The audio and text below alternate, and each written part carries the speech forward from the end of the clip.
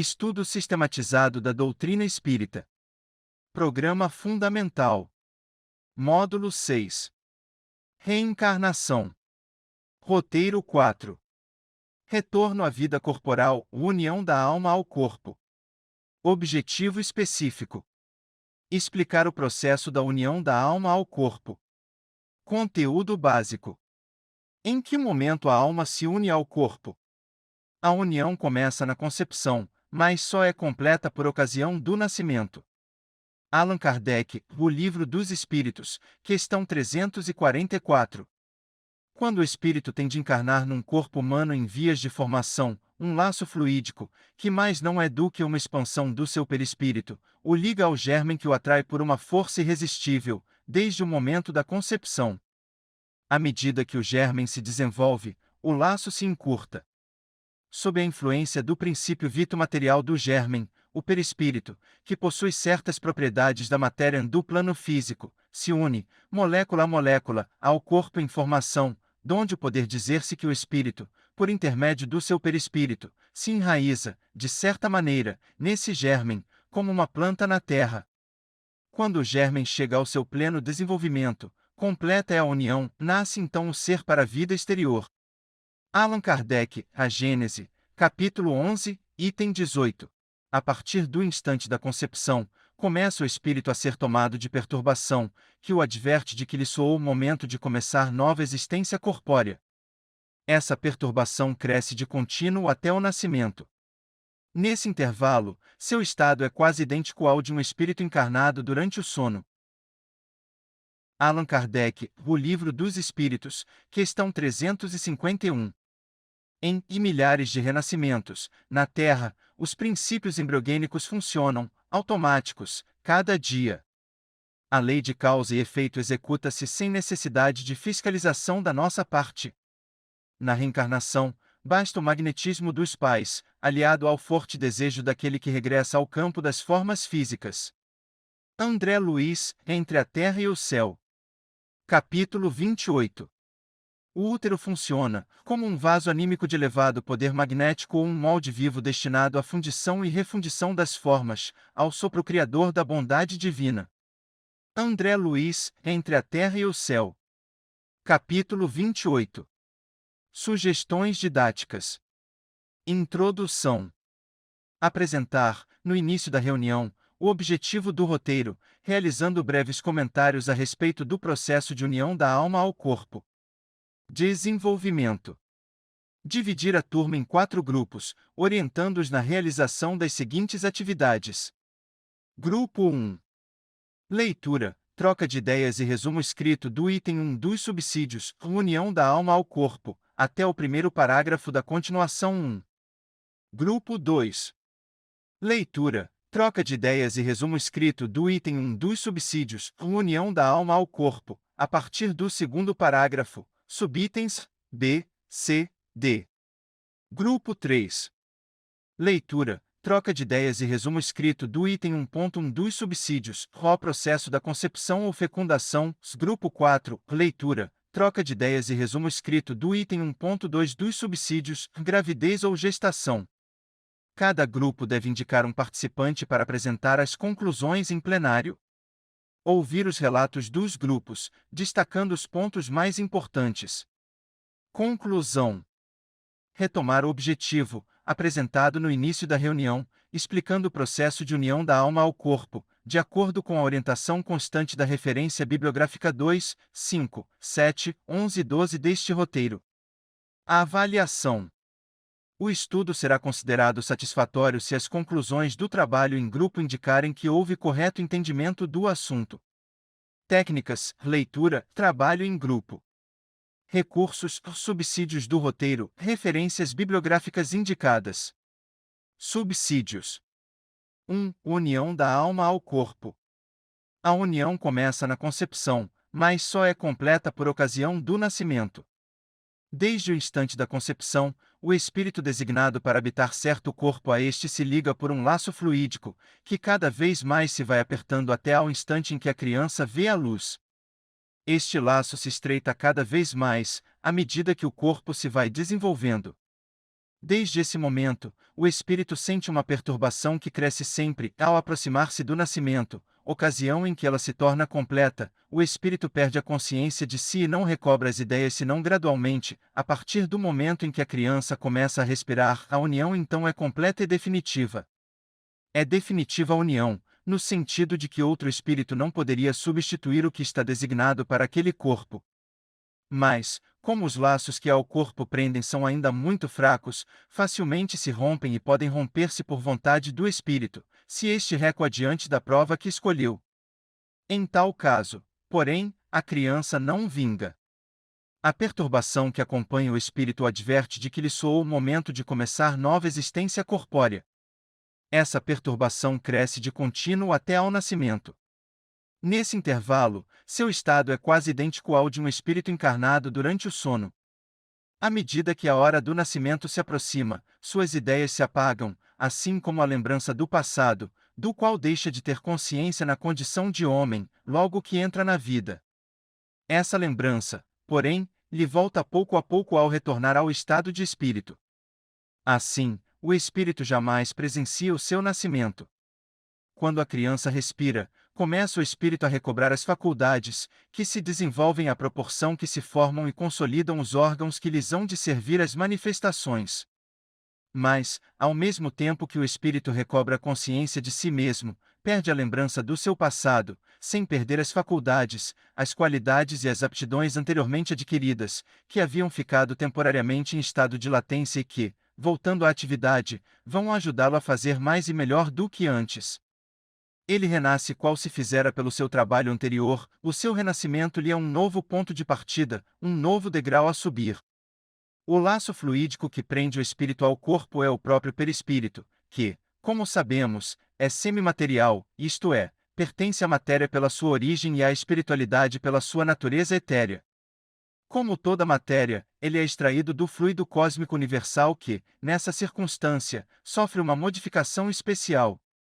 O fluido perispirítico constitui, pois, o traço de união entre o espírito e a matéria.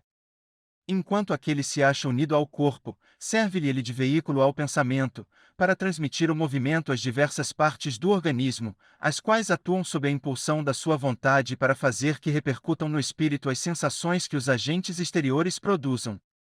Servem-lhe de fios condutores os nervos como, no telégrafo, ao fluido elétrico serve de condutor o fio metálico. Dessa forma, quando o espírito tem de encarnar num corpo humano em vias de formação, um laço fluídico, que mais não é do que uma expansão do seu perispírito, o liga ao germen que o atrai por uma força irresistível, desde o momento da concepção. À medida que o germen se desenvolve, o laço se encurta. Sob a influência do princípio vito-material do germen, o perispírito, que possui certas propriedades da matéria, se une, molécula a molécula, ao corpo em formação, donde poder dizer-se que o espírito, por intermédio do seu perispírito, se enraiza, de certa maneira, nesse germen, como uma planta na terra. Quando o germen chega ao seu pleno desenvolvimento, completa é a união, nasce então o ser para a vida exterior. As elucidativas informações sobre a reencarnação de Segismundo e a de Mancini, relatadas pelo espírito André Luiz, respectivamente, nos capítulos 13 e 14 do livro Missionários da Luz, e a partir do capítulo 16 de A Vida Continua, representam fontes de conhecimentos sobre o assunto. Resumidamente, André Luiz nos informa o seguinte: a. Os processos de reencarnação estão subordinados à evolução do espírito reencarnante. Há companheiros de grande elevação que, ao voltarem à esfera mais densa em apostolado de serviço e iluminação, quase dispensam o nosso concurso. Outros irmãos nossos, contudo, procedentes de zonas inferiores, necessitam de cooperação muito mais complexa que a exercida no caso de Segismundo. A reencarnação de Segismundo obedece às diretrizes mais comuns. Traduz expressão simbólica da maioria dos fatos dessa natureza, porquanto nosso irmão pertence à enorme classe média dos espíritos que habitam a crosta, nem altamente bons, nem conscientemente maus. B. O processo de redução, miniaturização ou restringimento do perispírito, ocorrido no plano espiritual, significa estágio preparatório para a nova reencarnação. A tarefa de redução perispiritual, executada por espíritos construtores, tem como base os processos de magnetização e mentalização. O espírito submetido a esses processos desenvolve uma palidez característica no perispírito e significativa diminuição da lucidez mental. Ao mesmo tempo, o espírito em vias de reencarnar é induzido a mentalizar a forma pré-infantil e o retorno ao útero materno, como também a lembrar-se da organização fetal, imaginando a necessidade de tornar-se criança. Essa tarefa não é curta, nem simples, requisitando esforço geral dos colaboradores para a redução necessária. C. Um colaborador espiritual é designado para acompanhar a reencarnação do espírito até que ele atinja os 7 anos, após o renascimento, ocasião em que o processo reencarnacionista estará consolidado. Depois desse período, a sua tarefa de amigo e orientador será amenizada, visto que seguirá o nosso irmão em sentido mais distante. Tomará todas as providências indispensáveis à harmoniosa organização fetal, seja auxiliando o reencarnante, seja defendendo o templo maternal contra o assédio de forças menos dignas. D.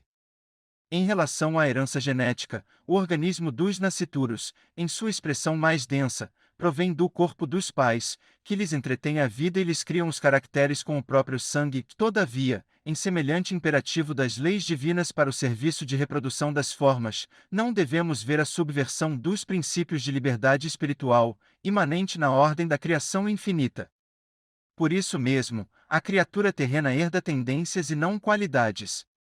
As primeiras cercam o homem que renasce, desde os primeiros dias de luta, não só em seu corpo transitório, mas também no ambiente geral a que foi chamado a viver, aprimorando-se. As segundas resultam do labor individual da alma encarnada, na defesa, educação e aperfeiçoamento de si mesma nos círculos benditos da experiência. Em relação à influência genética no corpo de Segismundo, encontramos os seguintes esclarecimentos do benfeitor Alexandre André Luiz: a forma física futura de nosso amigo Segismundo dependerá dos cromossomos paternos e maternos. Adicione, porém, a esse fator primordial, a influência dos moldes mentais de Raquel, a genitora de Segismundo, a atuação do próprio interessado, o concurso dos espíritos construtores, que agirão como funcionários da natureza divina, invisíveis ao olhar terrestre, o auxílio afetuoso das entidades amigas que visitarão constantemente o reencarnante, nos meses de formação do novo corpo, e poderá fazer uma ideia do que vem a ser o templo físico que ele possuirá. 1.1. O processo da concepção ou fecundação. Nos milhares de renascimentos, na Terra, os princípios embriogênicos funcionam, automáticos, cada dia. A lei de causa e efeito executa-se sem necessidade de fiscalização da nossa parte. Na reencarnação, basta o magnetismo dos pais, ali a ponto do ao forte desejo daquele que regressa ao campo das formas físicas. De modo geral, a maioria das almas que reencarnam satisfazem a fome inquietante de recomeço. Milhões de destinos se reestruturam dessa forma, qual se refaz uma grande floresta. A sementeira cresce, estimulada pelo magnetismo do solo, a existência corpórea germina de novo, incentivada pelo magnetismo da carne. Nesse sentido, o útero funciona como um vaso anímico de elevado poder magnético ou um molde vivo destinado à fundição e refundição das formas, ao sopro criador da bondade divina, que, em toda parte, nos oferece recursos ao desenvolvimento para a sabedoria e para o amor. Esse vaso atrai a alma sequiosa de renascimento e que lhe é afim, reproduzindo-lhe o corpo denso, no tempo e no espaço, como a terra engole a semente para doar-lhe nova germinação, consoante os princípios que encerra. Maternidade é sagrado serviço espiritual em que a alma se demora séculos, na maioria das vezes aperfeiçoando qualidades do sentimento. É oportuno considerar que, em atendimento a certas imposições do planejamento reencarnatório, o processo de fecundação pode ser conduzido por orientadores espirituais altamente qualificados. Na reencarnação de Segismundo temos a informação de que o benfeitor Alexandre, em vista de ser o missionário mais elevado do grupo em operação de auxílio, dirigia os serviços graves da ligação primordial à concepção. Segundo depreendi, que esclarece André Luiz, ele podia ver as disposições cromossômicas de todos os princípios masculinos em movimento, depois de haver observado, atentamente, o futuro óvulo materno, presidindo ao trabalho prévio de determinação do sexo do corpo a organizar-se. Após acompanhar, Profundamente absorto no serviço, a marcha dos minúsculos competidores que constituíam a substância fecundante, identificou o mais apto, fixando nele o seu potencial magnético, dando-me a ideia de que o ajudava a desembaraçar-se dos companheiros para que fosse o primeiro a penetrar a pequenina bolsa maternal. O elemento focalizado por ele ganhou nova energia sobre os demais e avançou rapidamente na direção do alvo. A célula feminina que, em face do microscópico projetil espermático, se assemelhava a um pequeno mundo arredondado de açúcar, amido e proteínas, aguardando o raio vitalizante, sofreu a dilaceração da cutícula, à maneira de pequenina embarcação torpedeada, e enrijeceu-se, de modo singular, cerrando os poros tenuíssimos, e impedindo a intromissão de qualquer outro dos competidores, que haviam perdido a primeira posição na grande prova. Sempre sob o influxo luminoso magnético de Alexandre, o elemento vitorioso prosseguiu a marcha, depois de atravessar a periferia do óvulo, gastando pouco mais de 4 minutos para alcançar o seu núcleo. Ambas as forças, masculina e feminina, formavam agora uma só, convertendo-se ao meu olhar em tenuíssimo foco de luz. O meu orientador, absolutamente entregue ao seu trabalho, tocou a pequenina forma com a destra, mantendo-se no serviço de divisão da cromatina, conservando a atitude do cirurgião seguro de si, na técnica operatória. Em seguida, Alexandre ajustou a forma reduzida de Segismundo, que se interpenetrava com o organismo perispirítico de Raquel, sobre aquele microscópico globo de luz, impregnado de vida, e observei que essa vida latente começou a movimentar-se. 1.2 A gravidez ou gestação. Durante a vida intrauterina, tanto o embrião quanto o feto têm uma vida semelhante à da planta que vegeta. A criança vive vida animal. O homem tem a vida vegetal e a vida animal que, pelo seu nascimento, se completam com a vida espiritual. O organismo maternal fornecerá todo o alimento para a organização básica do aparelho físico, enquanto a forma reduzida do espírito reencarnante atuará como ímã entre limalhas de ferro, dando forma consistente à sua futura manifestação no cenário da crosta. Cromatina, a substância constituinte do cromossomo de todas as células evolutivamente superiores, células eucariotas, composta de DNA, RNA e proteínas. A cromatina sexual ou corpúsculo de Barr é uma estrutura formada de cromossomo X, condensado e inativo, encontrada apenas nas células das mulheres e demais mamíferos do sexo feminino. Retornemos ao exemplo da reencarnação de Segismundo. Nesse caso, André Luiz reconhece que, após a fecundação ocorrida sob a direção de Alexandre, o serviço de segmentação celular e ajustamento dos corpúsculos divididos ao molde do corpo perispirítico, em redução, era francamente mecânico, obedecendo a disposições naturais do campo orgânico, mas toda a entidade microscópica do desenvolvimento da estrutura celular recebia o toque magnético das generosas entidades em serviço, dando-me a ideia de que toda a célula filha era convenientemente preparada para sustentar a tarefa da iniciação do aparelho futuro. A mulher grávida, além da prestação de serviço orgânico à entidade que se reencarna, é igualmente constrangida a suportar-lhe o contato espiritual, que sempre constitui um sacrifício quando se trata de alguém com escuros débitos de consciência. A organização feminina, durante a gestação, sofre verdadeira enxertia mental. Os pensamentos do ser que se acolhe ao santuário íntimo envolvem-na totalmente, determinando significativas alterações em seu cosmo biológico. Se o filho é senhor de larga evolução e dono de elogiáveis qualidades morais, consegue auxiliar o campo materno, prodigalizando-lhe sublimadas emoções e convertendo a maternidade, habitualmente dolorosa, em estação de esperanças e alegrias intraduzíveis. A corrente de troca entre mãe e filho não se circunscreve à alimentação de natureza material e estende-se ao intercâmbio constante das sensações diversas. As mentes de um e de outro como que se justapõem, mantendo-se em permanente comunhão, até que a natureza complete o serviço que lhe cabe no tempo.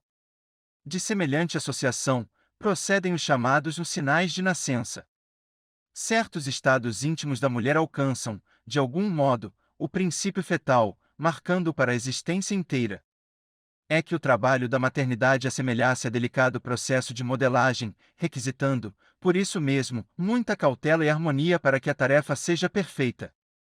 É comum a verificação de exagerada sensibilidade na mulher que engravida. A transformação do sistema nervoso, nessas circunstâncias, é indiscutível. A explicação é muito clara. A gestante é uma criatura hipnotizada a longo prazo. Tem o campo psíquico invadido pelas impressões e vibrações do espírito que lhe ocupa as possibilidades para o serviço de reincorporação no mundo.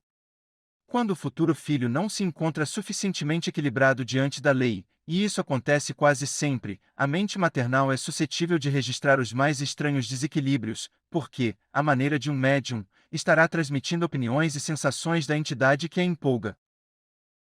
Referência bibliográfica.